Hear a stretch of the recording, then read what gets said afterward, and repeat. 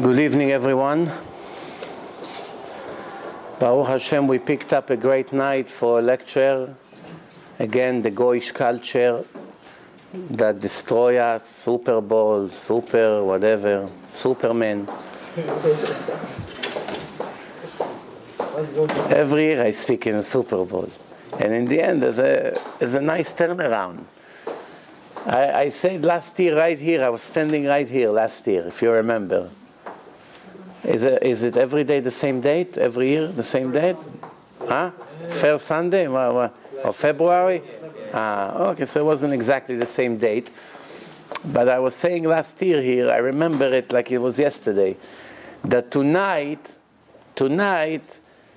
you can see who really loves Hashem and who is fake. That's the opportunity to see tonight. When a person comes to his court, to his trial, I promise you, without any doubt, that this moment will be a key moment in his trial. For all the people who claim they love Hashem and love the Torah, if they stay home to watch that stupid game, Hashem will tell them stories you can tell your friends, not to me. You cannot tell me you love me if you prepare a bunch of goyim runs after a piece of leather, then to come to listen to a good lecture. You cannot convince me you love my Torah. And on the other hand, the Jews that gave it up, for those who have desire for sport, which is stupid to begin with. It's a very foolish desire. But for those who have this desire, no, what can you do? You're sick. You're trying to recover from your sickness. But those who have this desire and gave it up for the Torah, that definitely can help them a lot. That's a very good point. The situation in the world is more critical than ever. Every hour you hear on the news when Israel will attack in Iran, when Israel will attack in Iran, when United States will attack, when Israel will attack. Now they're having articles about it. They're already analyzing how it's going to be from inside, from the outside. No one is ashamed to talk about this. A few months ago, nobody dared to talk about an attack like this openly on television, interviews, which means it seems to be a matter of time. Just a matter of another week, another month. Nobody knows what to expect when this moment would happen, because nobody really knows what Iran has and what they don't have. They may already have an atomic bomb. They're not foolish, these Iranians. Not at all.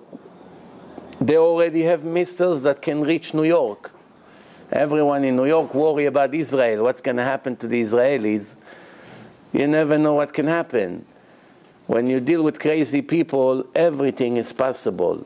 When you attack them, the next thing you find out, an atomic bomb fell in the middle of New York with a missile. You don't know what to expect. They have terrorists all over the world, with the Hezbollah, with this, all over the world. They have network. Not only the Israeli has the Mossad, they have their own network. And like I said, they're not dumb. You understand? They have fake passports. They're around here. You can see them in a vegetable stand. You don't know who they are. They'll be Iranian spies. And they can have a bomb in a suitcase. Right, so it's very easy to smuggle from Canada to here. Every fool can smuggle anything he wants. I hardly check. You know, I go a lot to Canada. Sometimes I drive. What they check? They ask you questions and you come in. All they need is a Persian American that were born in America and is fanatic Muslim and go to Iran through Europe and become one of their activists, and can next thing smuggle a bomb here and blow up 10 million people. So the situation is critical. It's not if it will happen, the question is now when it's going to happen. What can we do, we as people who try to live the moment, to live the hour, what can we do? So first of all, even though a person may think, what am I compared to this creation, 7 billion people, what can I change the world with? Big deal. If I be more righteous, it's going to prevent an attack. There's less people going to die. Well, what's the point? It's a lost game. It's already a lost case. There's really no chance. What can I do? Let's say I become fully religious. I make tshuva. I'll be mamash, Hashem is proud of me. Is he going to change his plans for the world or what's going to be in the world? just because of me, you'll be surprised. The Gemara say clearly yes. Clearly. What? We have a proof from Avraham Avinu. Avraham Avinu was one person in a world of very wicked people. Millions of people live in Sodom and Gomorrah. There's 5 cities like Manhattan, full of horrible things, full of the worst thing you can think of.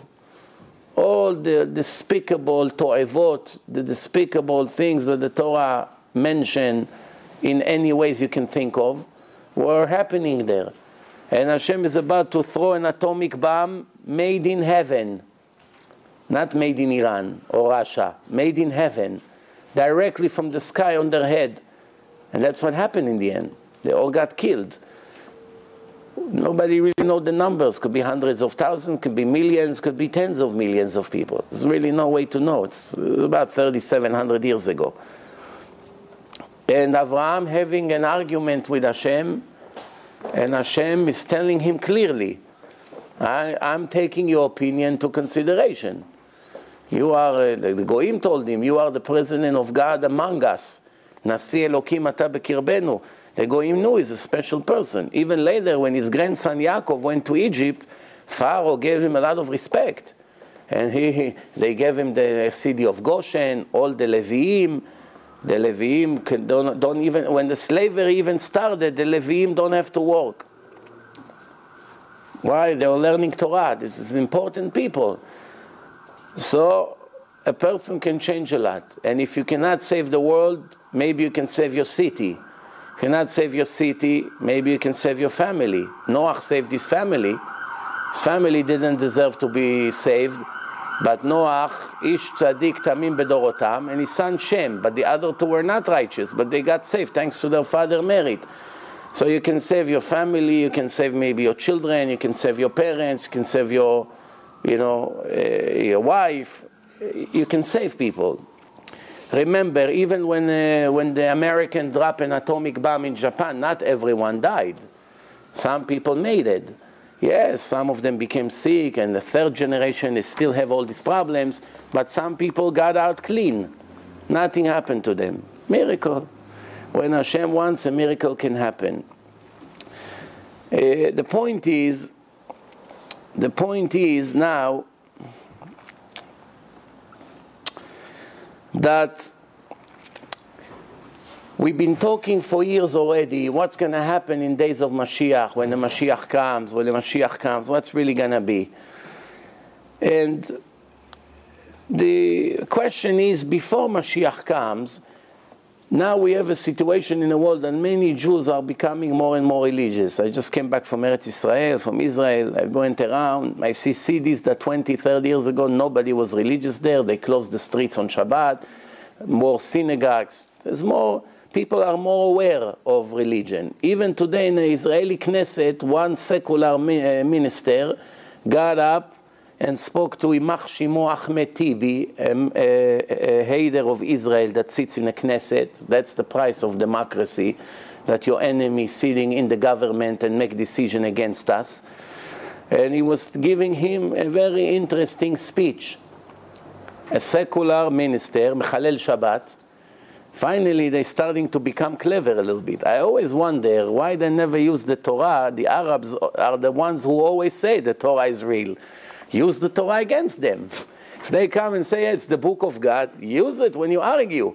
So finally they got clever. After 4 years I'm saying, what's going on here? Why they don't use the Torah and the Quran, even though we know the Quran is not divine, but for them, they think it's divine. Use the Quran against them. Use their own book to show them that the land belongs to us. That we are the chosen people. Even the Quran say it. Who do you think called us Am HaSefer, the nation of the book? Muhammad. Where does it say that Israel belongs to the Jews? Not only in the Torah, also in the Quran. So the argument is over before it started. So this minister, his name is Arden, Gilad Arden, that's his name. I posted it on my Facebook page. For those who understand Hebrew, you can read. It's only 2-3 minutes. He said to him, Bereshit bara Elokim et hashamayim ve'et haaretz. He said to Ahmed Tibi, Imach Shimo. He said to him like this, do you know, everyone asks, Rashi, he said to him, Rashi, Rashi is the most important commentator on the Torah. Everybody agree. Rashi writes, why the Torah didn't start with receiving the Torah, accepting the Torah? Parashat Yitro, we're coming now to Parashat Yitro this Shabbat. This is the acceptance of the Torah. Why it comes in the middle of the Torah in Sefer Shmot, close to the end, almost Vayikra? Why it doesn't start in the Torah, how the Torah was given, and from there on? Why it starts, Bereshit bara Elokim ta shamayim? Rashi writes, Hashem wanted to show the world who is the boss of the land. Who created the land? Who is the boss of the land? And what does Rashi say? Koach ma'asav higid le'amo. The strength of his actions, he wanted to inform the world about his abilities. And he decided to give the land to his children. When he wants, he takes it. When he wants, he gives it. Doesn't matter who was there before, who was there after. It's in the Torah. I want you now to get the land. I take the 7 nations that sit there and I throw them out. Now it's your land. Doesn't matter. Even though, without a doubt, the Jews were there way before the Palestinians, that it's only a fake nation who started 2 generations ago. 100 years ago, there was nothing like that. That's besides the point. But even the arguments between Arabs in general, which is an old nation, to the Jews, it's not relevant. Why? Because in the Torah that the Arabs admit that is the land of Israel, God say, I'm the master of the land. That's it. What's the argument? If I want you to live there, it's like a father who owns a house, and he has few children. Now he said to one of them, you live here. And a year later, he doesn't like him. He said, okay, leave the house. And he called the brother, it's your house now. Anyone can do anything? He's the owner of the house. So the other one said, no, but I was there first. He argued with his brother. Who cares? Our father threw you out, and he put me there. That's it. End of arguments. We move on. They just made, 2 or 3 days ago, they published that Facebook is becoming now public. You know, they want $100 billion. The value of Facebook, $100 billion. Even though you can do a lot of helpful things with such a network, it's also a very dangerous thing that it can make revolutions in hours, in countries. This is really what's happening by the Arabs, that up to the time that there was Facebook, the Arabs, they hated their dictators, but they never made a beep. Because everyone think, what am I able to do on my own? Who would I connect with? All the people, all the anarchists like me, where are they? How would I locate them? And today, when it's all can be anonymously with fake names and all kinds of things, you can attract millions of people who think like you. You get confident. It starts with 1 demonstration, 2, 3, 4. The next thing, it's a revolution. What would take 50 years can take now an hour. By the Arabs, there's only one problem, is that they can never, ever make democracy in their country. Because their culture is built on murder and blood and power. So they're not going to be able to be civilized and decided that, oh, you are in a government, so we will respect you. What you cannot get in election, you get with the power of the sword. That's how Islam started. That's how the Arabs were always. In history, the Torah say, a wild beast, pere Adam. There's nothing you can do. Democracy is not for people who understand power of guns and swords and kill their own wives because they're not modest, or their own girls. Just this week in Canada, a father and his son killed 4 of their daughters. Why? Because they're not modest enough in Canada. So let's really analyze what happened here. The claim that the girls are now too modern and they became Canadian and they're not modest anymore, 100% they're right. They're right. The girls they're not modest according to the Quran, which copy from the Torah, the laws of modesty. But between that, for a father to murder his own 4 girls, putting them in a car and drown them in a lake, this is just show you who we deal with here. Even in the Torah, that the Torah gave permission to the Jewish court to execute people for being Mechalel Shabbat, or for being a murderer, etc., etc., the Gemara said that once every 70 years they executed one person, and that was a cruel court. Cruel, not merciful. a cruel, a strict court once every 7 years. They did everything they can not to execute people. Everything they can. Even though hundreds deserve to die every year for their sins. But they did everything they can to find some kind of a contradiction between the witnesses, that our hand will not have to spill the blood of the wicked people. It starts with Abraham. Abraham is crying to save the wicked people. What do you care? Let God destroy all these wicked people. What's the problem? Abraham is fighting for them. Noah did not pray for the wicked people. 120 years he built the ark, but he did not pray for them. So when the flood came and all of them died, the Navi Yeshaya, prophet Isaiah, what did he write? Ve'amayim mei Noachem. And the water is the water of Noah. It's his fault.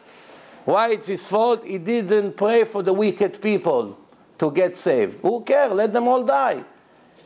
It's very good that the wicked people are dying. The world become a better place. The Gemara says when the wicked people sleep, it's good for them and it's good for the world. When the righteous people sleep, it's bad for them, bad for the world. Why? The righteous person, when he goes to sleep, he loses mitzvot. When he's up, every minute or two, he does some mitzvah. He learns Torah, he prays, he does some things, you know. But when he sleeps, he's losing it. But when the wicked person is sleeping, it saves him from making sins, because normally that's all he does. He makes sins. So now when he sleeps, he cannot do any harm. So if they sleep forever, what's the problem? So the Gemara brings a story about Rabbi Meir Baal HaNes. Rabbi Meir, the legendary Tana, his wife was a very big Chachama. Usually you normally hear about Chacham, but Bruria is very, very big in Torah. She sits with tefillin. I don't know where she was putting the tefillin because her hair was covered. It was under her cover. There was no wigs in those days. Definitely not like today. But she was putting under her cover, she puts the tefillin, like the Kabbalists, they cover it with a tzitzit. And she was sitting and learning Gemara all day. And argue with the Chachamim, Bruria, and always winning the arguments. That's how big she was. So the Gemara said that Rabbi Meir was walking in his neighborhood and there was a gang. There's a gang. They pick on him. They're giving hard time to the rabbi. So he started to pray that they'll die. So his wife told him, why are you praying that they die? You should pray that they make tshuva, that they become righteous. Didn't the pasuk say, itamu chataim min haaretz? Not itamu chotim. Itamu means we're finished. It says the sins should be finished from the land, not the sinners. She gave him a proof. And he admitted that she's right, and he changed his prayer. Started to pray that they'll make tshuva, and they did make tshuva in the end. You know how many you have, according to all the statistics, there's more than 1 million Baalei Tshuva. If the religious people of 20, 30 years ago would pray that all the sinners would die, you wouldn't have this million Baalei Tshuva. Think about it. 1 million Baalei Tshuva, another generation will be 20 million religious people. If they pray that they died, we wouldn't have this million Baalei Tshuva. So how many religious people we have in the world? 400,000? 300,000? Today you have close to 2 million people. That's thanks to all the movement of the Tshuva, which is very good. Somebody asked me on Shabbat, tell me, what would happen if the movement of Tshuva in Israel would continue and the religious people would be the majority in the Knesset? There will be more than 61%. There's 120 members. 62 of them and higher would be religious, and there will be the government. What would happen in Israel? That's the dream of every religious person. Don't be so sure. Let me explain to you why. The Torah says, the same way there is an obligation to say something that people can accept, there's also an obligation not to say something that people cannot accept, which means they cannot digest. Not all the time is a mitzvah to come to a sinner and tell him the truth in his face. Sometimes it can turn the situation much worse than what he was. Let me give you an example. In Iran, the government tried to force the law of the Quran on all the secular Iranians, the students, all the modern Iranians who hate the Quran, who hate the Muslim religion. There are hundreds of thousands of them in universities. Every intellectual student is much higher chance that he won't be fanatic like the rest of the people, the primitive. Even though many of them are fanatic Muslim, even though they go to colleges there in Iran, but many of them are not, they're not interested in this kind of culture. So what happened? When the government was trying to force, in the last 30 years or 40 years since this Khomeini came from France, and they tried to force the law of the Quran on the Iranians, few times they rebel against the religion authority. They're very close, few months ago or a year ago, to make a revolution in Iran, if you remember. But the government had to kill tens of thousands of people and torture tens of thousands of them in places in order for them not to lose control. The Russian helped them, all kinds of things. In the end, they depress all the secular people. If Israel will become a religious government, it will be a lot worse. First, the #1 country in Facebook is Israel. On average, Israel, that's what the Facebook published. From all the countries in the world, an average Israeli spend 2,500 hours a year in Facebook. Addicted to Facebook, almost all day for hours. More than the United States? More than United States. It used to be Thailand #1 and Israel #2. Now Israel by far is #1 in Facebook. People are more addicted to it in Israel than any other place in the world. So what would happen now if you have a religious government who would try to make Shabbat an official rest day? No one is allowed to be Mechalel Shabbat. And you have 2 or 3 million people that are not religious. Now you have to force Shabbat on them. What do you think would happen? 2 possibilities. One, all of them would leave Israel. That's the best scenario. So Israel will be a much smaller country, but mostly people who respect religion. The other possibility is that's going to be a war between brothers, just like in the Arab countries. A war. Demonstration, burning synagogues, burning discotheques. It's going to be a revolution. The Arabs will see that that's what's happening in Israel. They join the party. That's very dangerous. Second, let's say a prime minister become a big rabbi now. What's the first thing he has to do? He has to go to Tel Aviv and close all the gay bars, all the places. Horrible. Tel Aviv #1, despicable #1 place for all these despicable kinds of crimes that people do against Hashem. So the first thing he will have to do is close all these clubs, all these bars, all these places, library, book, shows, videos, all kinds of dirt that is not permitted in any religious country, Christian, Muslim, or any. They're not going to give up. There's going to be a big problem. That's why the Torah say that only Mashiach will clean the land. Nobody really can do the job. We can only do as much as we can. We try to make more and more people religious. To clean the dirt completely from Israel, we don't have the strength. Even if it's going to be 80% religious people, all of them Shomer Shabbat, the 20% will die to stay secular. Because this is a big threat for them. They give their life for it. They'll do everything they can not to surrender to the religion. That's how much they hate the religion as of now. Imagine if the religion will be forced on them, it's going to be a much, much bigger disaster. So the answer is, when Mashiach comes, all these wicked people will be vanished in a minute. The Chazal are teaching us that behevel piv, the Mashiach will start saying verses from the Torah and all the wicked people will be burned up in 1 second. They won't have, they'll demonstrate, they'll make a demonstration against the Mashiach, they go to fight against him. Jews. Which kind of people? Erev Rav. The descendants of the Erev Rav that came out of Egypt. All the Egyptians that Moshe Rabbeinu convert will all gather together to go and fight against Mashiach. Because they don't understand what does it mean, Mashiach. They think it's another hero king, like King David and all the other famous kings in history. So what's the big deal? Let's fight to the end, until we die. One way or the other, it's better to stay secular, or if not, better to die. That's what they think. So we might as well die for our freedom, right? So what's going to be? They come against Mashiach, and he begins to say psukim, and all of them vanished in a second. This is one of the prophecies. Behevel piv sorfam. Without weapon. Doesn't need bombs, army, this, that, revolution, fighting, rebellions. No. You just say words.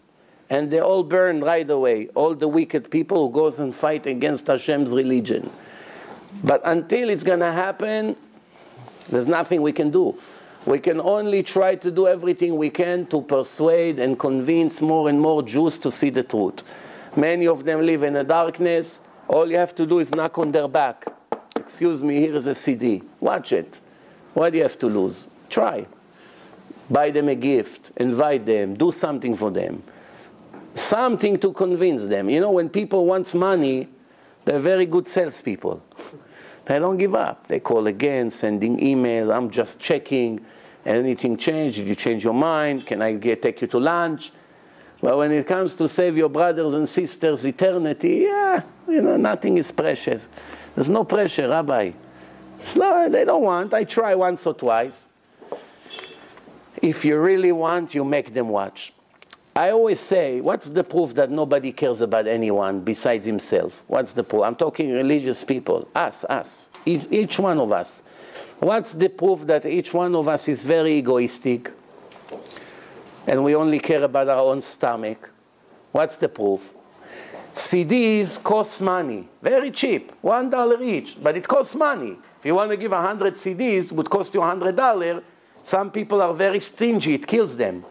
So they rather die than spend $100 on somebody else. So they don't care. Okay, let them stay secular. What, I'm going to spend $100 to give my friends CDs? Maybe 2, 3 of them or 10 of them will become Shomer Shabbat. What do I care about this? I'll take the $100 and buy myself another steak or 2. At least I understand where they come from. But the Facebook, almost everyone is in a Facebook today. Doesn't cost a penny. When people watch a lecture on a Facebook, to click on share doesn't cost money. You have 50,000 people who watch the video. I look at the statistic. 10, 12, 13 press share. 50,000 watched, only 10, 13. What is it in percentage? 0. 13 from 50,000 people who watched that video. 13 from 50,000. Click share. How can it be? How can it be? Over here you have no excuses. Over here you have to order CD, you complain, money, you broke, you don't have money. Nah, but okay, fine. I understand your excuses, even though it's all lies. But let's assume that I believe this nonsense. But over here, what excuse you give? Male and female. Female also have obligations to make Baalei Tshuva. If you're already in the dirt that called Facebook, you might as well get something positive out of it. Better not to be there. You love Hashem, what do you have to do there? What? You don't need this. You want to listen to lecture? You put on your iPhone or whatever, all the lectures. There's a free iPhone application in my website and in many other good websites. You download everything to your phone. Thousands of hours of Torah for free. Don't have excuses that you need to be there. What for? 99% of what you see over there, it's negative. But if you're already there, you click few buttons, you can save another 10, 20 Jews a month. Maybe they'll become Shomer Shabbat by clicking few buttons. You don't do it because you don't care. Not only you don't care about them, you really don't care about Hashem. You think you're religious, but you're really not. You cannot be religious by clicking 1 or 2 buttons, which will take a second. For sure you will save some Jews that become closer to Hashem, and you don't do it. That shows you don't care about Hashem at all. 0. Anyone disagree with me? I know I'm making some strong accusation, but it's common sense. I don't see any other way to explain it. Unless if you see something here that I don't see. They're going to block you. They block you? What do you mean they're going to block you? What can be better than that? If a person that you send him a share to see a lecture that speaks about the creation of the world, about Shabbat, about modesty, and he blocks you. Who wants this in your page? Who wants a person like this? Better to get rid of him. I'll give you an example.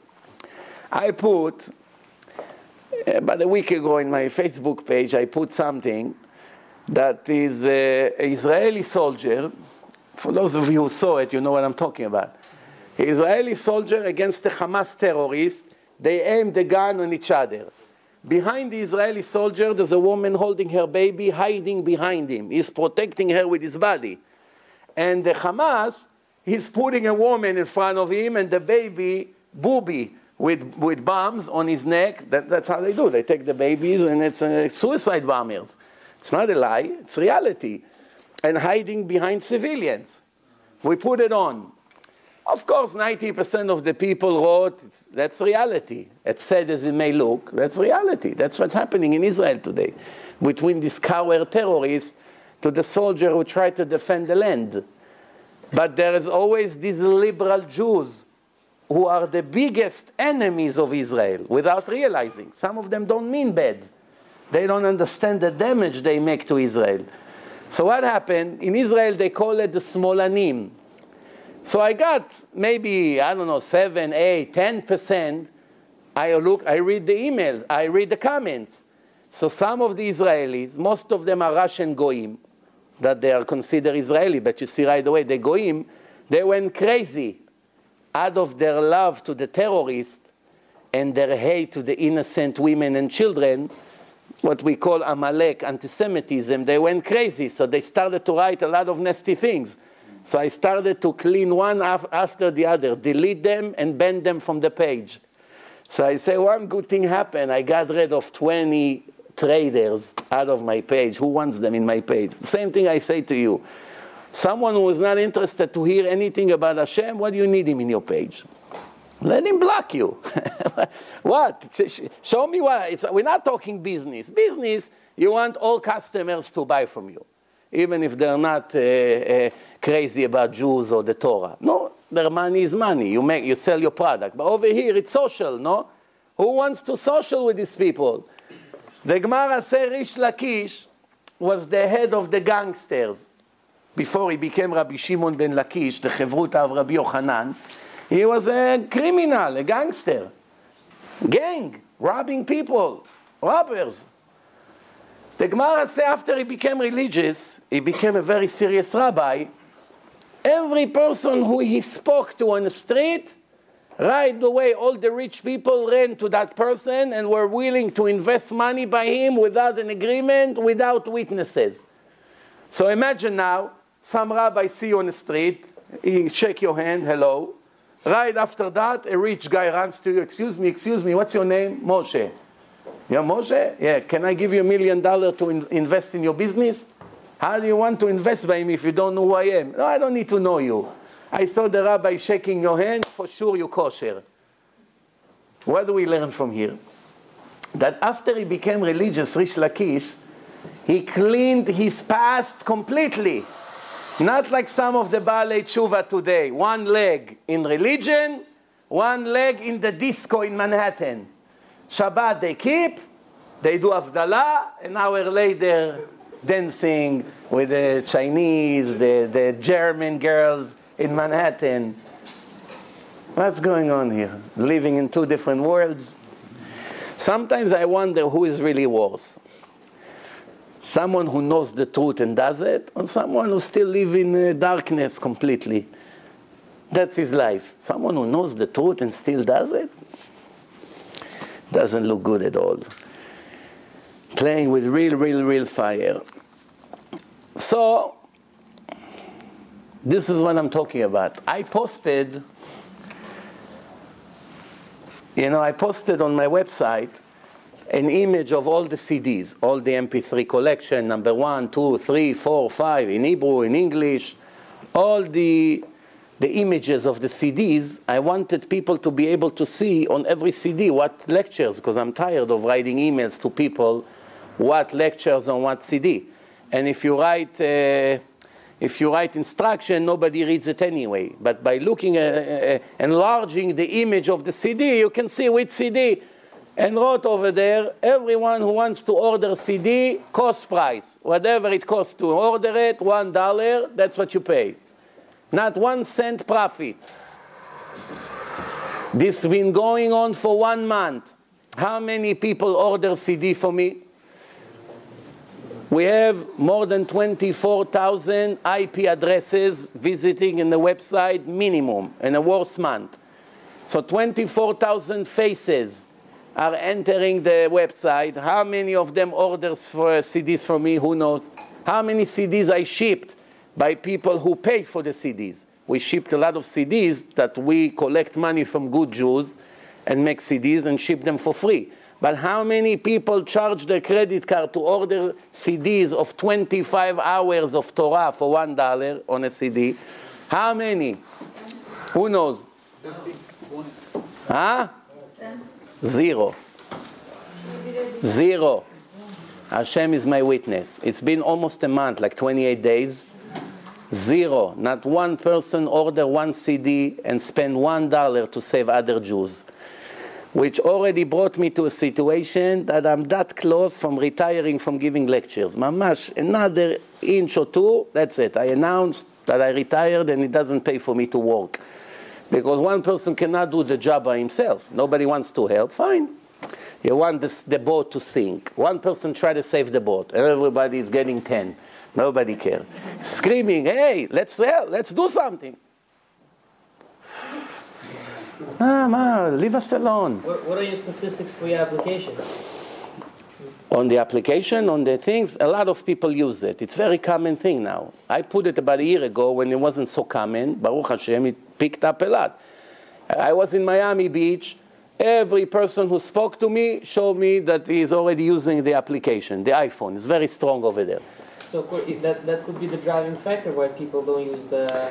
I'm sure it has something to do with that, but come on. Not even one order. What does people do with their maaser money? What are they doing with that? Buying donuts?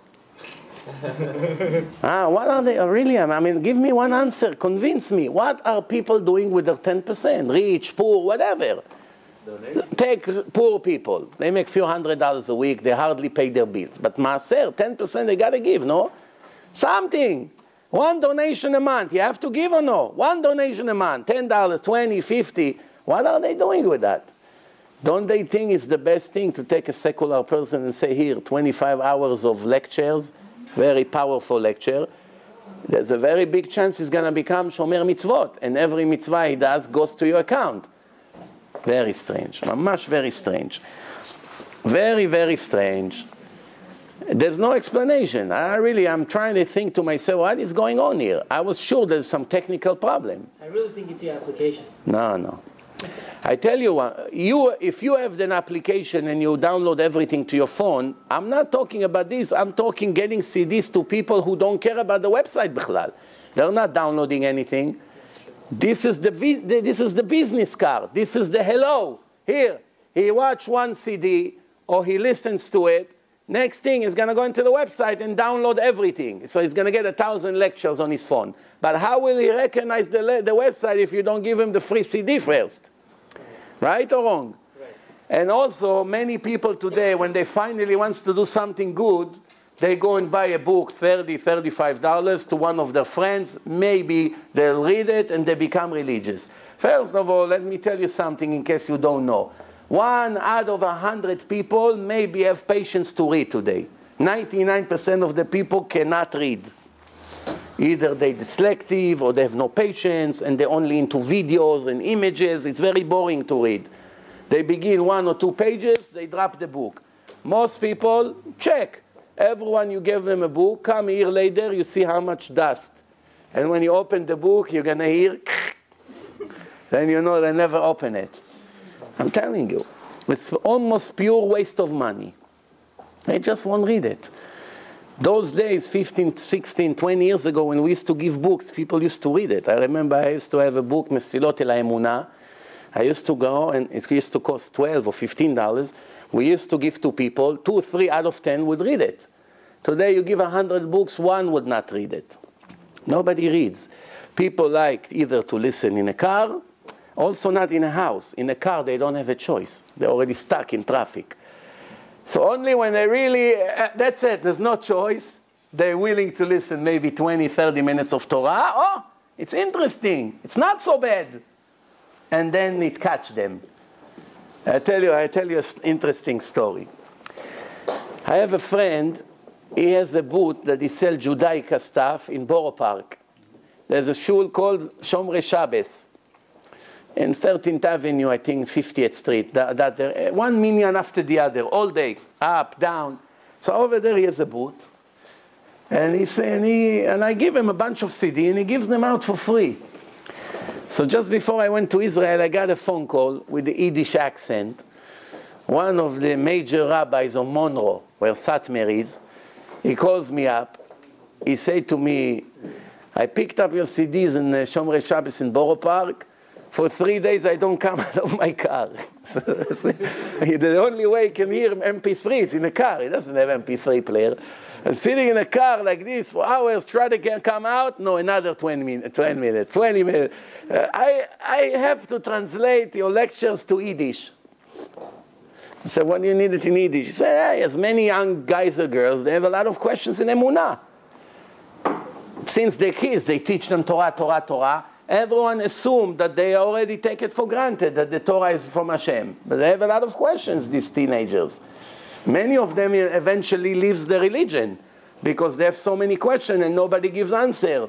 Because in yeshiva, they already assume that everyone is a great believer, which is a very big mistake.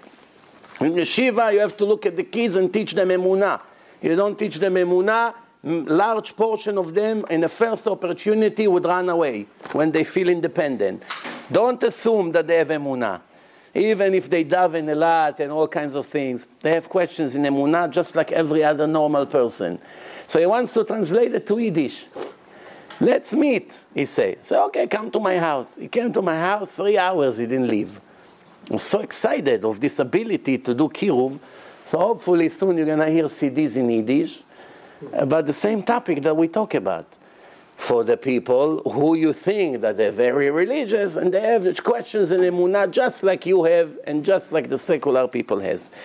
You know, in this parasha, this Shabbat, we just read something very interesting. I don't know if you paid attention, but it says like this, Parashat Beshalach. It says like this, Vayikra Shem HaMakom, and he called the name of the place, Masa Umriva. They're arguing with Moshe Rabbeinu that there was no water. No water. There's water, but they're not clean. They're not sweet. You cannot drink water like this. So everyone started to scream. Why you brought us here to die from thirst? So Hashem said to Moshe, take a branch. There's a tree. Take a branch, throw it into the water, and then the water will become clean.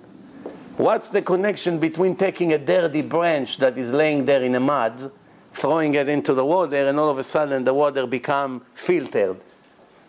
Why? Why Hashem didn't say, okay, I'll purify the water for you and give it to them? Why Moshe had to throw something in? Because the rule in life is that Hashem is interested that every person will do something. Effort, ishtadlut. Make an effort.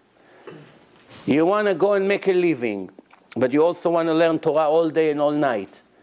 You don't want to waste your time going to the city, opening a store, merchandise, orders, shipments, customers, meetings. It will take you away from the Torah. You won't be able to work. So 1 hour a week dedicate to make an effort to make a living. What's the chance of supporting a family with 10 children with 1 hour a week to work? Zero. Almost zero. So what's the point?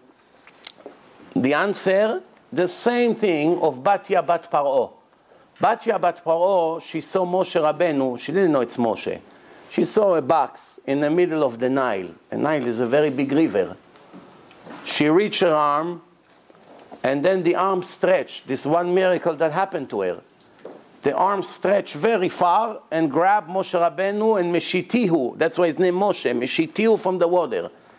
So the commentators ask, what normal person that knows that the box is, who knows, 100 feet inside into the river, sends his hand? Yeah, you know he cannot reach, no? Because this is the way of life. You have to show Hashem that you make an effort. Even though the chance is zero almost, 1 drop of a chance. You do something, then your chances that Hashem will do the rest for you is very high. You don't want to do anything, you decree on yourself not to succeed. But you make a little effort, you two there an hour a day. You do some, who can support the family with this? Don't worry, the money will come from a different source. You sell in the internet something. You put an ad somewhere that you have something to sell. Something. Hashem takes it, He sees it in the effort, and He helps you with the rest, against all odds. Over here, ויקרא שם המקום מסע ומריבה על ריב בני ישראל. The nation of Israel fought with Moshe. And what does it say right next? ועל נסותם את השם. And because they tested God. לאמור, היש השם בקרבנו עם עין. Is there is God among us or not? That's the arguments that they had with Moshe.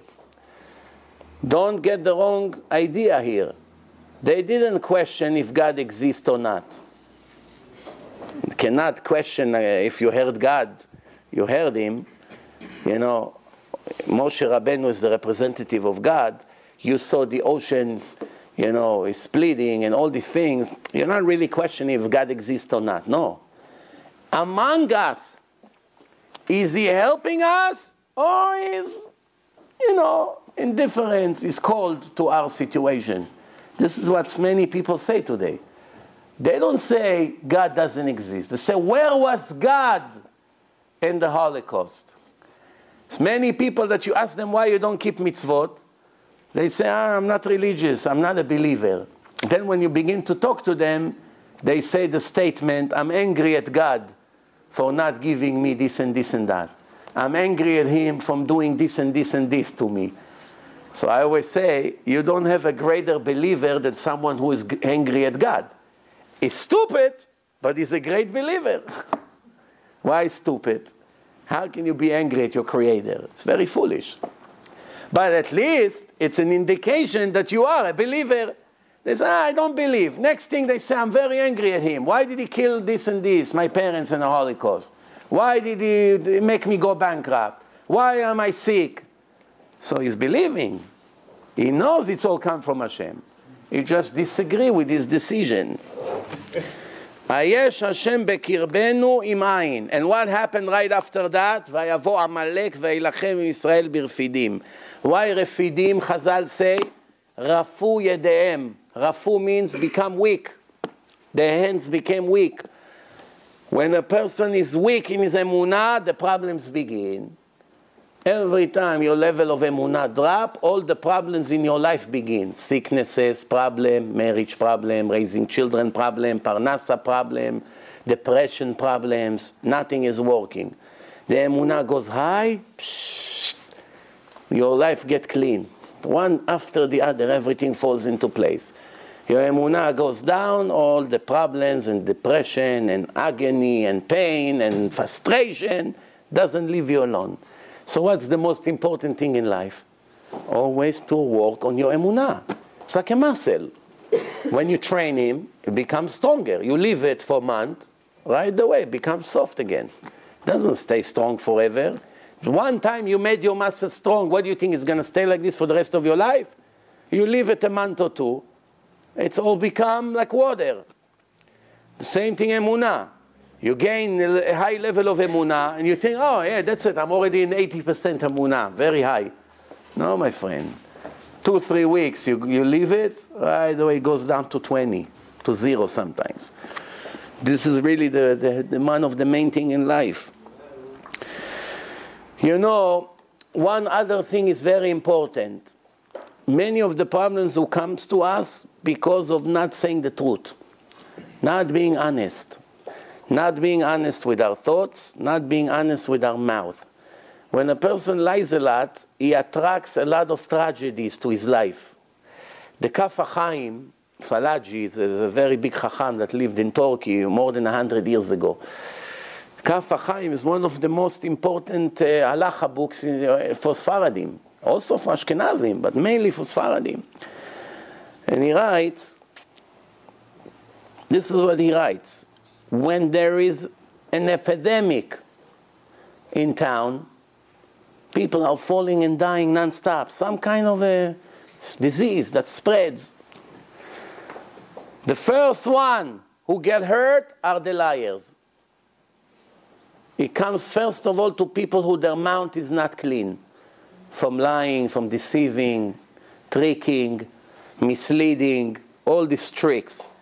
White lies, gray lies, black lies. White lies also? White lies also, yeah.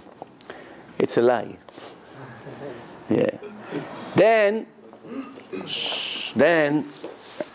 he used to be in Monsey, Rabbi Yaakov Kaminetsky. In the past, I told you a few stories about him, if you remember.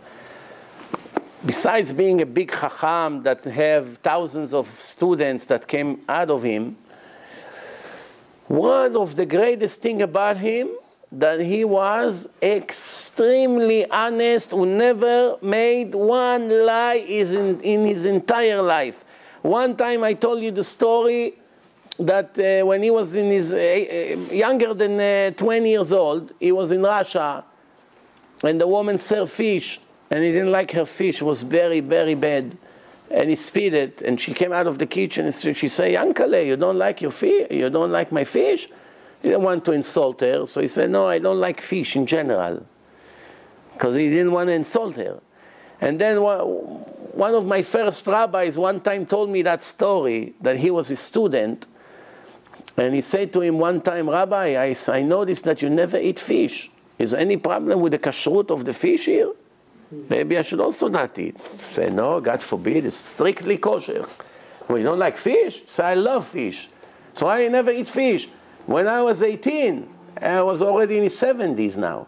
When I was 18, that's what happened to me. And I realized now I'm stuck for the rest of my life. If I eat fish, it will be retroactive, it will be a lie.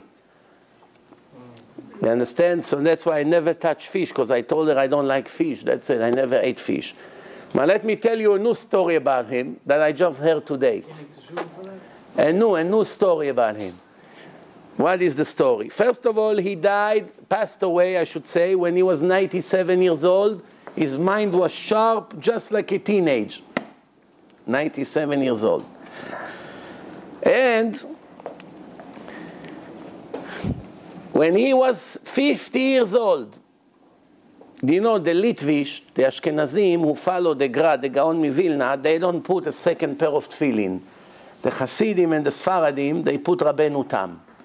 The Litvish, the Litaim, Lithuanians, they don't put a special pair of tefillin because the Gra say it's not necessary. This version of tefillin, Rabbeinu Tam. No. So, when he was 50 years old, one person came to him and said to him, "Rabbi, didn't you notice that the Chafetz Chaim put Rabbeinu Tam?" It's also Litvish, Chafetz Chaim. And he does put Rabbeinu Tam. So he said, the Chafetz Chaim is 90 years old. When I'll be 90, I also put Rabbeinu Tam. Which means leave me alone. When he became 90 years old, and his birthday, he got himself a pair of Rabbeinu Tam. 40 years, he did not forget what he said when he was 50. I asked him, "Rabbi, you're 90 years old now, you got yourself, where are you all these years? Now you're 90 years old, you got another pair of brand new tefillin?" He said, "Yeah, I remember that 40 years ago when I was 50, somebody questioned me, and it came out of my mouth, accidentally. When I'll be in his age, when I'll be 90, I'll also put Rabbeinu Tam." And I did.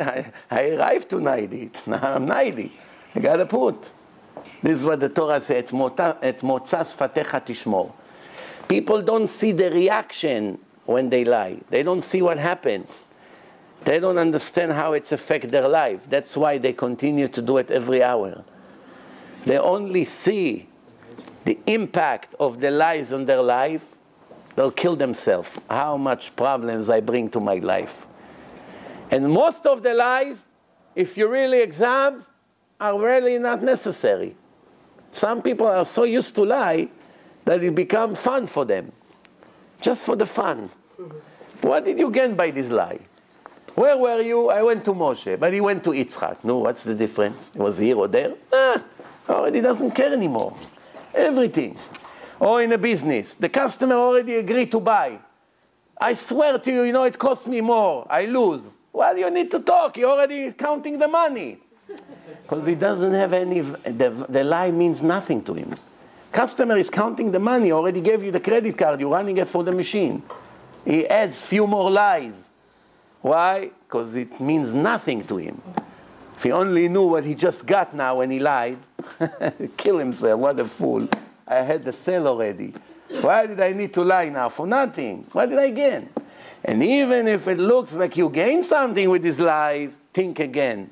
You gain $1, you lose $1 million. One king said to his servant, I want to warn you from one thing. If somebody ever comes to you and say, take your shirt off, never agree to take your shirt off. Never. So he said to him, why, your majesty? Why do you care if I take my shirt? Don't ask questions. Can I rely on you? Anyone who asks you to take your shirt off for whatever reason, never agree. Can I count on you? Yes. Yes, your majesty, yes. One day, somebody comes to him and says, hey, you know, we didn't know that you're a hunchback. He said, I'm not a hunchback. I'm perfectly straight. He said, I'm telling you, you are. No, I'm not. You are. Yes, no. They call the third person. So what do you think? It's hard to see without his clothing. With his clothing. You have to take your shirt and we'll know. So I'm not taking my shirt off. You thinking that I'm a hunchback? It's your problem. Leave me alone. He said, listen, I'll make a deal with you. If you agree to take your shirt and we'll see who is right or wrong, I'll give you $100,000. Here is the money. No.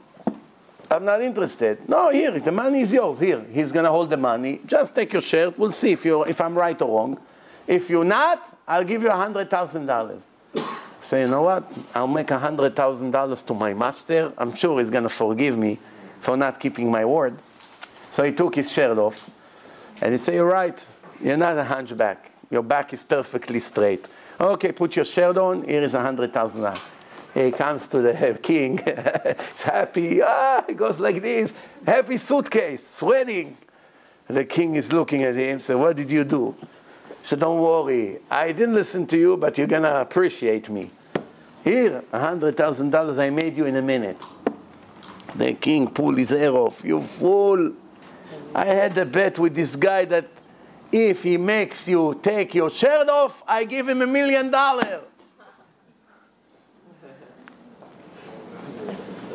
You understand? Don't think you know better than Hashem. Just listen to the Torah. In the end, you always win.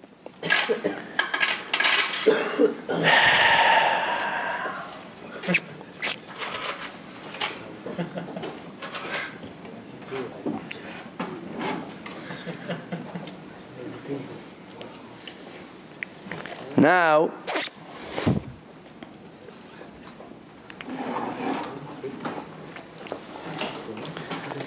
who knows what would be an indication that you love someone?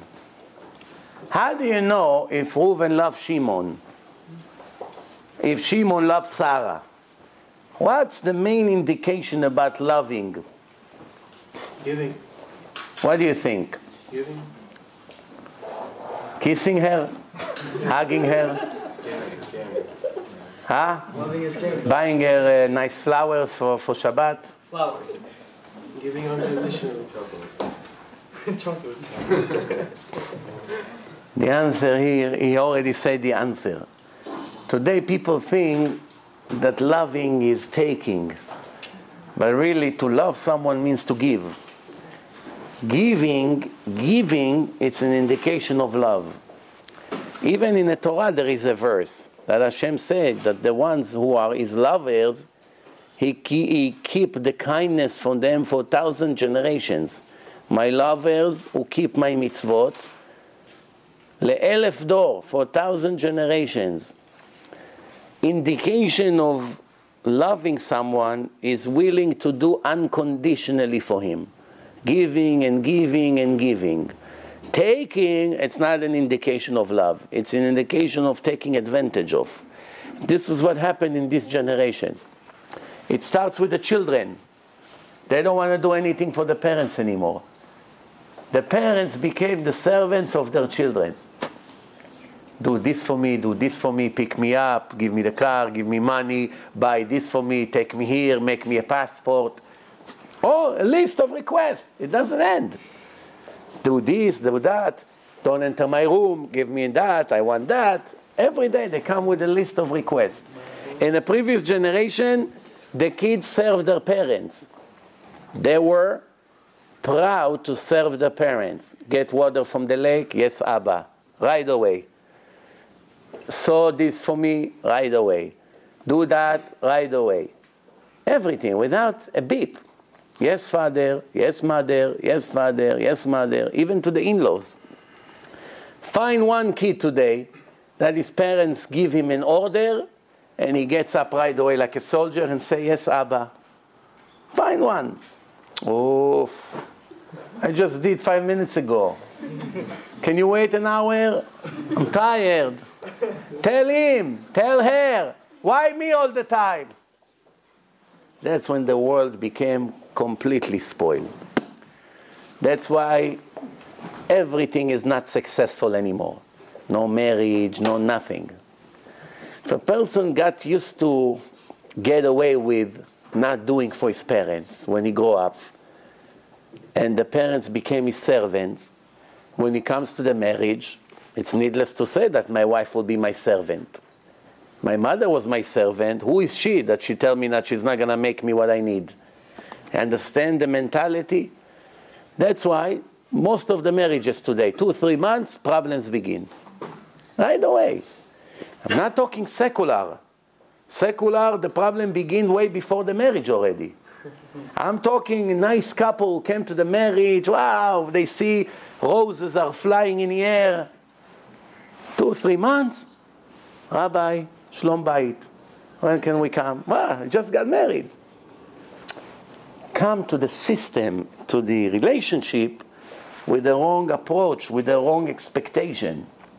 Instead of thinking, I'm now going to get married, that I should do for my wife, that I should do for my husband. How much more I can do for him, how much I can do for her. They come, how I can take advantage on him. What is she good for me? She has enough money for me? No, I don't need her. Oh yeah, good. She's this for me, she's going to bring me honor, respect, it would feed my ego, then I need her. If not, what do I need her for? Or the other way around. He has a nice car. I'm going to show off next to my friends. If not, what? He's going to take me on the bus. What do I need him? What kind of diamond your fiance got for you? $20 cubic zirconia. What a fool. You understand? But the Chilonim in Israel, one great sentence they invented. I don't know if they did or not, but I give them the credit, the benefits of the doubt. They invented mamash like the level of Chazal.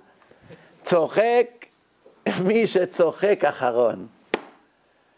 The one who laughs, right now it doesn't matter. The one who laughs in the end, that's what counts. Who laughs in the middle, big deal. Who laughs in the end, that's what counts. Who laughs in It's Russian made. Huh? It's Russian? Yeah, and the Israeli communists, a lot of the things that we have in Israel came from Russia. No, I'm serious. All the songs, all the military songs, it's all communist. Because who were the funders of Israel? Anti-religious, communist Jews.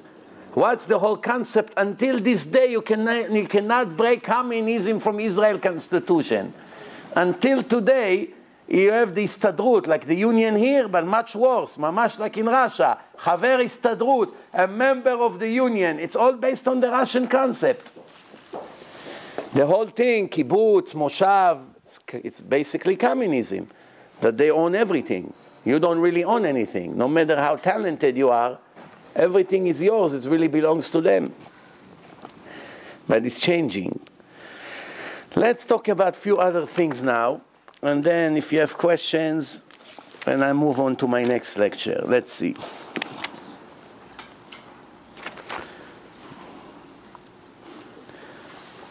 The Chazon Ish The Chazon Ish, one of the greatest rabbis in the last 100 years, this is what he wrote.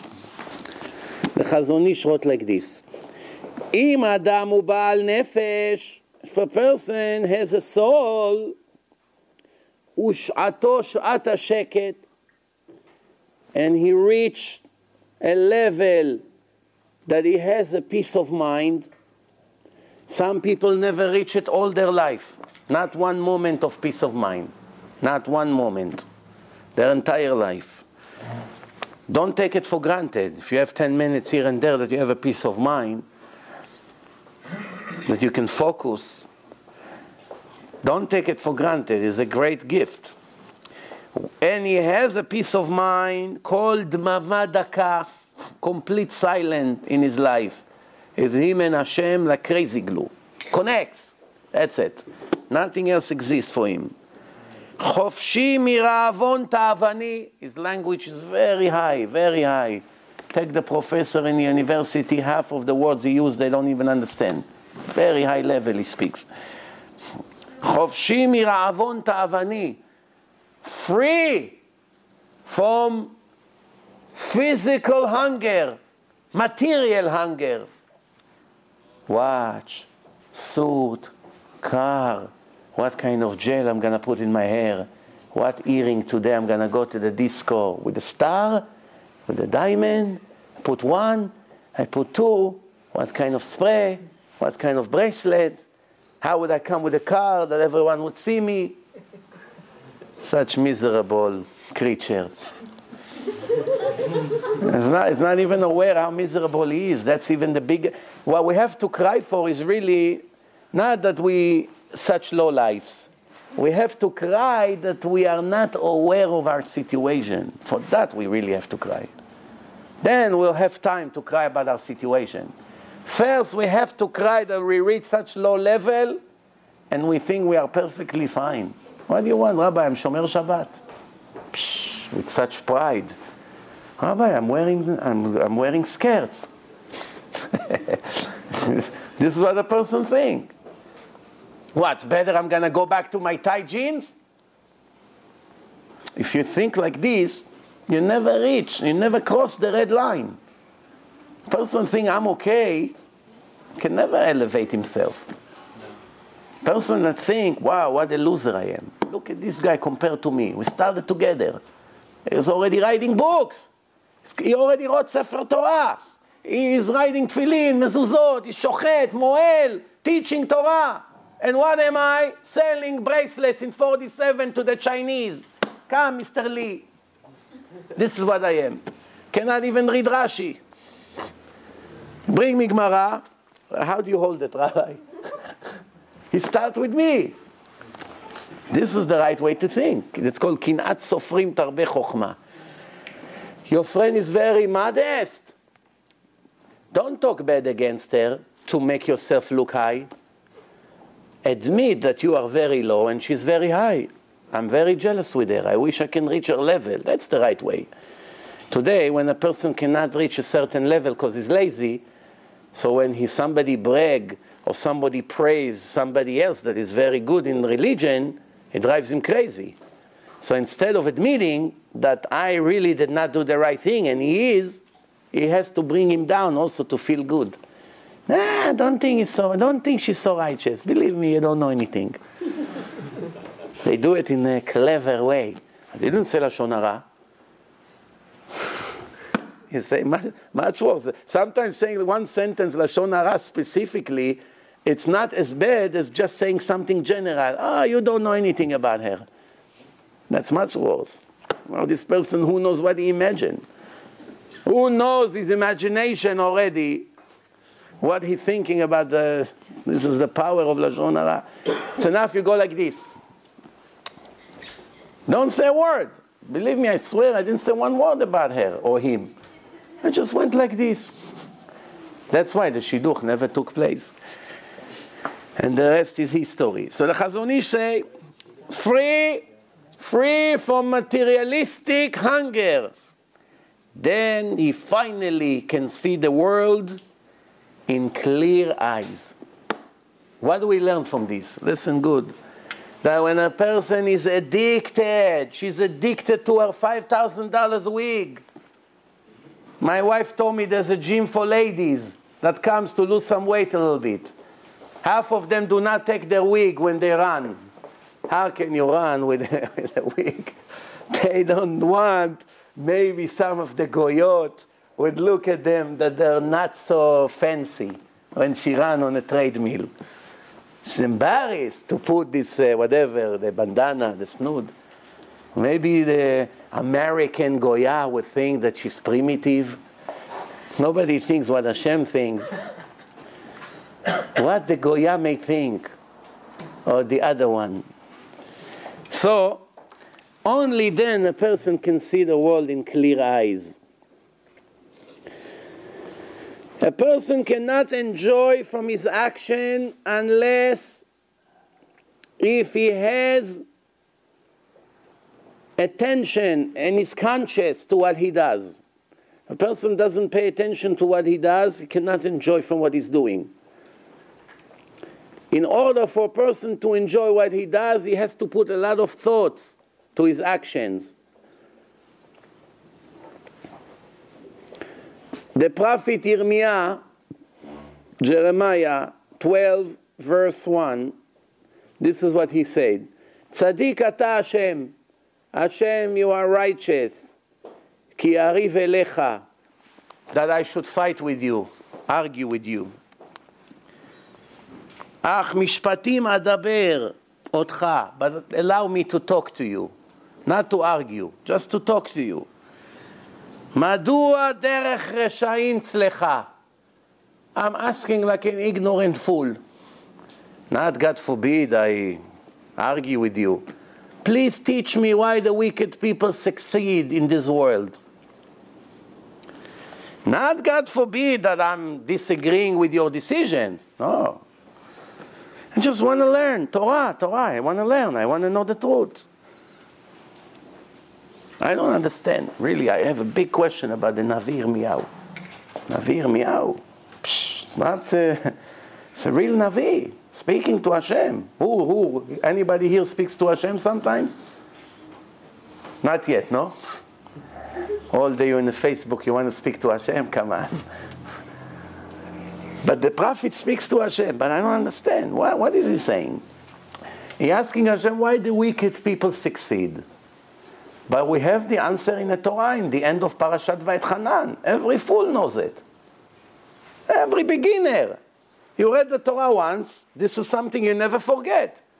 I am the strict God who reward my lovers who keep my mitzvot for 1,000 generations and pay my enemies, my haters, cash to their face to destroy them. I will not delay their payment.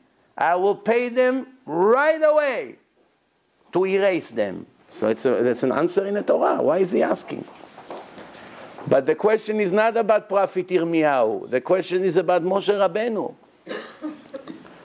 Moshe Rabbeinu asked this question. Ribono shel olam, tzadik v'ra lo, rasha v'tov lo. It's in Masechet Brachot. Why they ask? Now it's for us an opportunity to understand what a prophet is. There were many prophets in history, many. But only 48 of them are registered. And 7 female. And 6 goyim. But 48 and 7, that's it. Why not all the others? Every prophet who gave a prophecy for generations to come is considered in a list. We count him. People that gave a prophecy only to specific time, no. That was a temporary prophecy. It's nothing to teach to the world. We don't count them. Why do you think the prophet or Moshe Rabbeinu, which is the master of all prophets, they asked this question? No, they knew the answer. Moshe wrote the Torah, he knew, he wrote the answer in his own hands. For us, the Torah is for all levels of people. Even to the most ordinary person, the Torah is the answers to generations. The prophet asked in order for him to write for us the answer Same thing Moshe Rabbeinu, and it is all in a Gemara in Masechet Brachot. Prophet Yeshaya, Isaiah, this is what he says. ואמרת ביום ההוא, עודך השם כי ענפת בי. And at that day, I will say to you, God, I thank you for being angry at me. ישוב אפך ותנחמני. Hopefully you return from your anger and you comfort me. What? The future to come, every Jew will understand why all the tragedies happen for the nation of Israel and for me in person. Everything will be clear. Right now, almost nothing is clear. Why at flat tire? You don't know. Why your best friend is a big tzaddik and he has cancer? It's an epidemic now. Every day there's more cancer cases than yesterday. If it continues like this, in a few years from now, it'll be almost every person. You have no idea what's going on here. Nobody knows what's the root of it. The answer is, I don't understand. It's in the Torah. I will bring you the machala mam'eret. The Torah says, machala, that it spreads in the body. וישליך בך את המארה. מה זה מארה? מחלה ממארת. That it expands, it takes away all the body. It's in the Torah. 60, 70 years ago, do you remember one cancer case? When I was a kid, nobody knew what it is. Even 40 years ago, it was very rare. Now, every 3, 4, 5, 10 minutes, without the text, it's already a miracle. So what's going to be in the end? Everyone will get it? You have no idea what's going on here. Righteous people, big rabbis, even people who sit to learn Torah get it. Why? Why righteous people get it? A woman walks naked on the street and she gets breast cancer. You can argue. Maybe Hashem punished her for not listening to him, the way she dressed. But if a person sits and learns Torah and get up 4 in the morning and go to the mikveh and sit 13, 14 hours a day and learn, and he's honest, he loves Hashem, he's faithful husband, his wife very modest, he's 100% clean. Why is he getting it? The answer is, before Mashiach comes, it's like a pregnancy, Chazal say. In the first month, you don't feel that you're pregnant. A little bit vomiting here and there, that's it. Second, third, fine. Fourth, nothing. You can go on a flight, you can go jogging, you can do whatever you want. 4, 5, 6, it's beginning to be heavy a little bit. 7, wow, hard. Especially in Israel. It's hard. 8, already harder. 9, oh, I can't move. Help me out, help me out. But in the 9th month, every day is harder than yesterday. But when is it becoming really, really hard? The last few hours. 9 months is almost nothing. The contractions, every hour, every half an hour, 20 minutes, 10 minutes, every 3 minutes, every 20 seconds. Scream, push, get out of here. The Mashiach came. Hevle Leda. That's what the Gemara said. Now we are in Mamash, in the giving birth. Mamash, this is the moments now. Soon the bomb will be dropped, revolution, 9 minutes, the world will be destroyed, 4 billion people will be wiped out. Then you hear the shofar. Just read Zachary 14, you know what's going to happen any minute. The question is, where are we going to be that moment? Remember, a minute before, you can still make tshuva.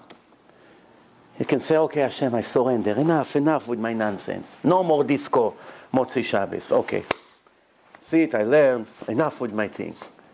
Enough with television, enough with internet, enough with movies, enough with the goyish style, the way I dress, enough with gel in my hair, enough with earrings, enough with my Christine girlfriend, enough. A minute before it will help you.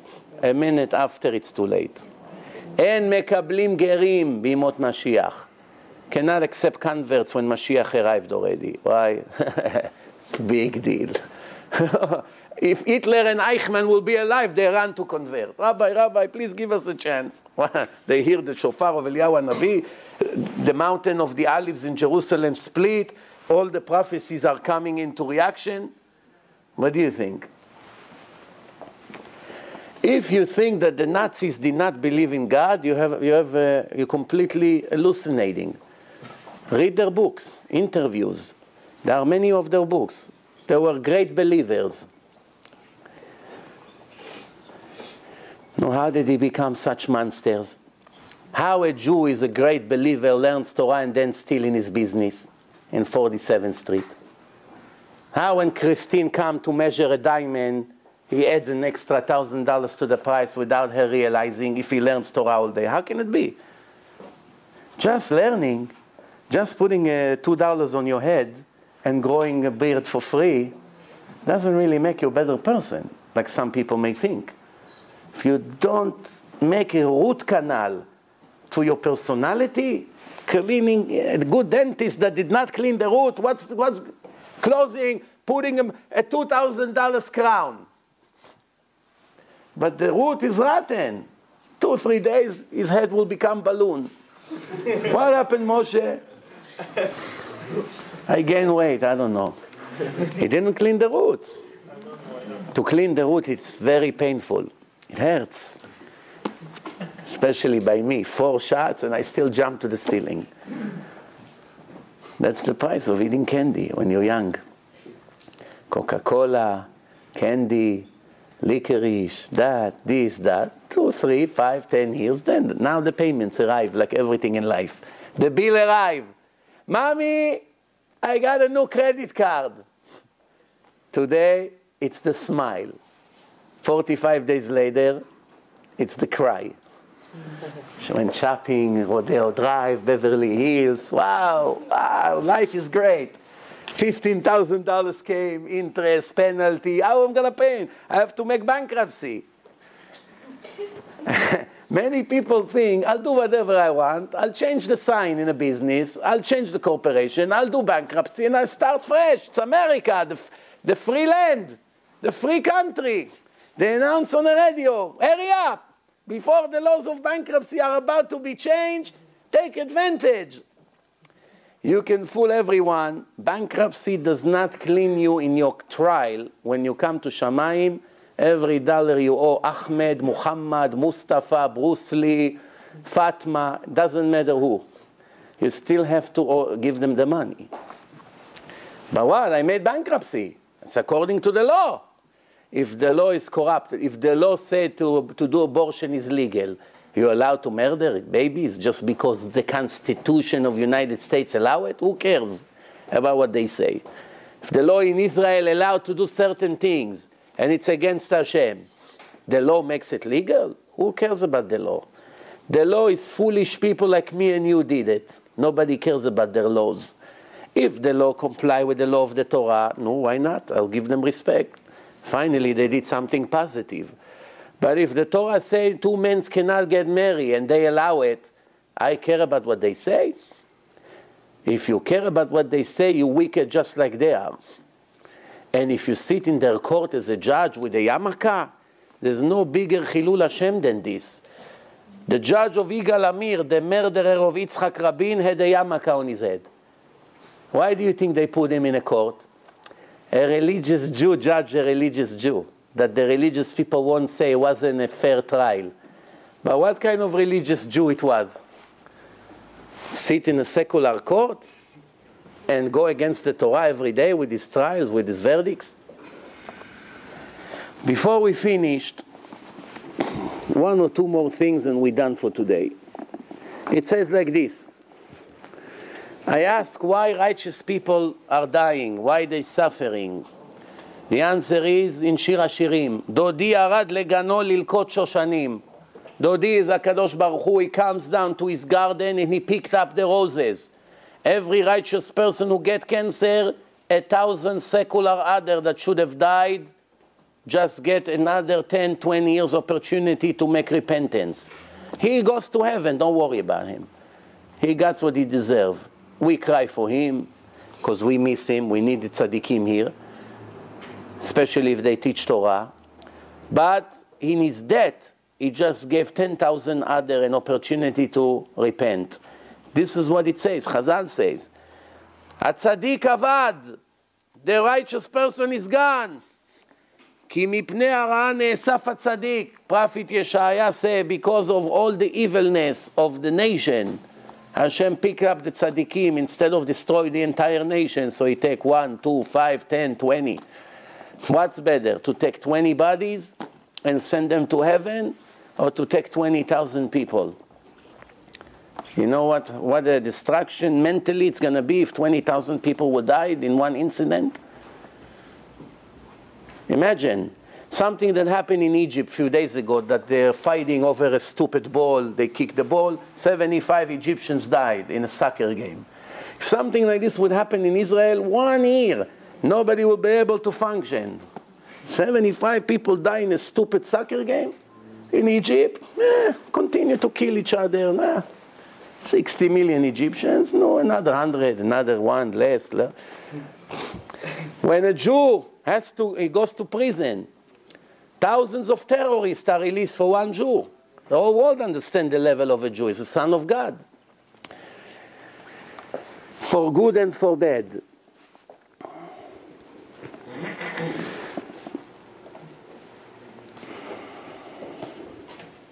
Two Jews entering the shul.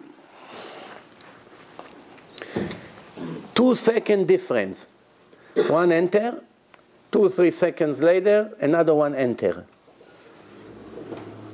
The first one understood that Hashem has no difference between the righteous and the wicked and destroyed both of them equally. The second one understood that Hashem that is guarding the righteous people and also the wicked people. The first one understood that Hashem destroyed everyone, the righteous and the wicked. And the second one understood that Hashem saved everyone, the righteous and the wicked. And they both enter to the same synagogue in 2-second difference. How can it be? Who knows? When did they enter? And what pasuk? The answer is, we say in Ashrei Yoshvei Betecha, Shomer Hashem et kol o'avav ve'et kol haresha'im yashmid. First person enter, Shomer Hashem et kol o'avav ve'et kol haresha'im. The other one enter, et kol o'avav ve'et kol haresha'im yashmid. 2-second difference, one word difference. One heard 90% of the verse and came out. One enter and heard an extra word, and now he changed the entire thing. The difference between the truth and the false can be mamash a second, one word. 1 inch, 1 dot, you enter an internet address. 10 words, you didn't put dot. It doesn't go, error. Try all day, all night to send that email, the dot, make a change. But everything else is the same. The difference, some women say, Rabbi, you think Hashem care if my short cover my elbow or not? If my shirt is to here or to here, that's what Hashem care? The difference between heaven and hell is 1 inch. Yes, 100%. You shoot at a person. The bullet went 1/2 inch next to his head, or hit his head. Over here, you execute it. Over there, nobody does anything to you. Nobody knows, because he didn't die. No murder investigation, he got away with that. 1/2 inch. 1/2 inch. I remember when I was a soldier, in the base there's a big machine that washes the dishes. Very long machine, it goes like in circles. And there's 2 big doors, very heavy door, metal door, very heavy. Maybe 50 pounds each, at least. And you have to pick them up, you have to be very strong, and you hang them on a hook. You pick it up and hang it on a hook, and then you pick it up and bring it down. And when you put it on a hook, you put your head inside, and with a brush you clean the machine. Every once in a while you do maintenance. I remember there was one blonde soldier, Chaim his name, don't remember his name. This Ashkenazi soldier and me, we cleaning now the machine. This is our shift now. I put my head in, and he's on the other side. I clean. I suffer from my back. So after bending down more than a minute or two, I'm dying from pain, so I have to take my head out and stay and rest about 20, 30 seconds, and then bend down again. And I always complain, why I suffer from my back? And that's what saved my life. I felt pain, I took my head out, the door fell. Why? The other idiot, he was angry at the job, so he smashed the other door, boom! He shook the entire machine, so that door on the other side also fell. It would chop my head off. Mamash, not even an inch. I felt it on my hair. The difference between life and death. You understand? This is why a person has to be very careful in his life, in every little detail. Tefillin, 100%. Shabbat, 100%. Modesty, 100%, not 90%. If you finally do it right. Learning, no telephone, no breaking, no getting up, no tea, coffee, bathroom, up, down. You're drinking tea, so now you need bathroom. In between, bathroom, telephone, beep, this, text. From 1 hour, you learn 30 minutes. Finally, you come to learn 30 minutes. You do it right. The last thing for today, the Ramchal, I get these questions all the time. Rabbi, Goyim has a soul or no? Many people ask this question. Even the Gentiles ask. Are we different than the Jews? We read in the Torah that we're different than the Jews, the Gentiles ask. But what really is the difference? So let me read to you the words of the Ramchal, Rabbi Moshe Chaim Luzzatto, one of the greatest Kabbalists who ever lived. And this is what he writes. In the book, Derech Hashem, The Way of God, chapter 2, part 2, chapter 4. A goy, a non-Jew, has a soul in a lower level than the soul of a Jew. But among the Gentiles, there are many different levels of souls, just like among the Jews. What is it like? Let me give you an example. You have the leagues. First league, second league, third league. In a league you have now today in Israel, in a soccer league, I think they have like 16 teams. I don't know if it's still the same, but it used to be 16 teams. From 1 to 16. The last 3 are dropping to the second league in the end of the season. The last 3. And the first 3 from the second league are going to the first league. So there's teams exchanging from one league to another. Sometimes you take right now in the middle of a season a team that is in the 4th place in the second league and make a game between them and a team that is in the 14th place in the first league, and the team from the second league win the game. They're better actually. By the end of the season, they're going to go to the first league and they're going to go to the second league. But right now, the other team is better. You see, they play better. They're much better. This is exactly how the comparison between a soul of a Jew to a non-Jew. Sometimes you see a goy, he speaks divrei Torah, is much better than the Jew. The Jew is completely black, not interested, is allergic to Hashem. And the goy, his eyes coming out. Where can I convert? That's exactly the point. In the goyim, there's different level. There's a soul, everything Jewish he hates. And there is a soul, everything about God is just give me more and more and more. And also about the Jews.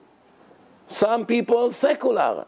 5 minutes you talk to them, you see on their eyes what a special soul this person has. Don't have to do anything, just 5 minutes to talk. And some of them 5 million hours you talk, and it's black. The answer is different levels of souls. And it says like this.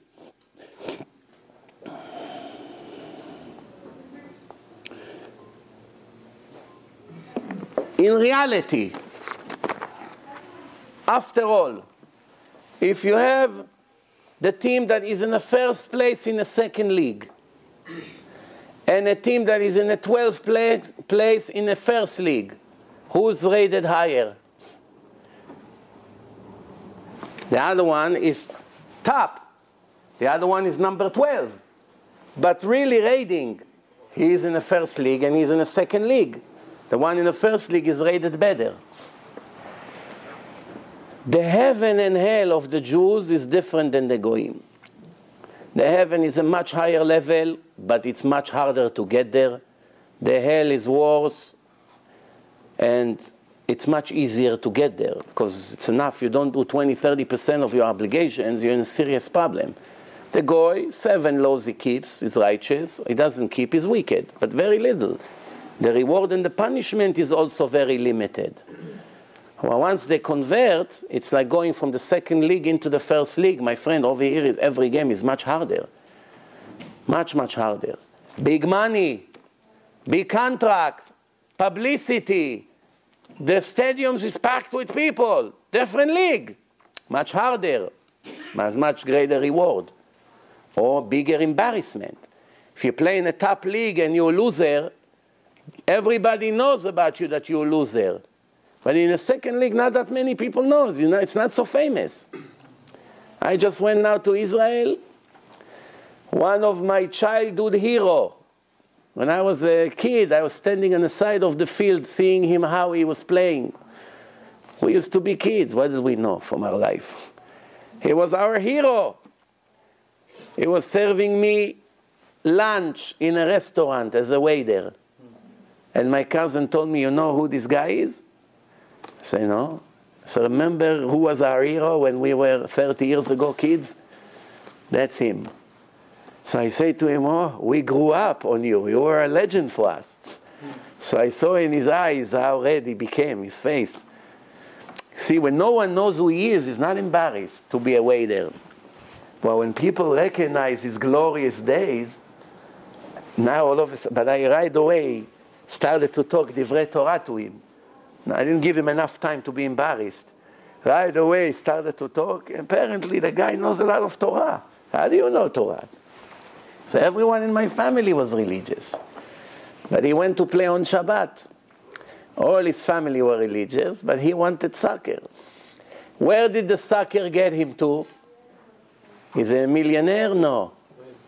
Is he somebody that everyone jealous with? No. And he was telling me about surgery here, surgery there, he cannot do this, he cannot do there.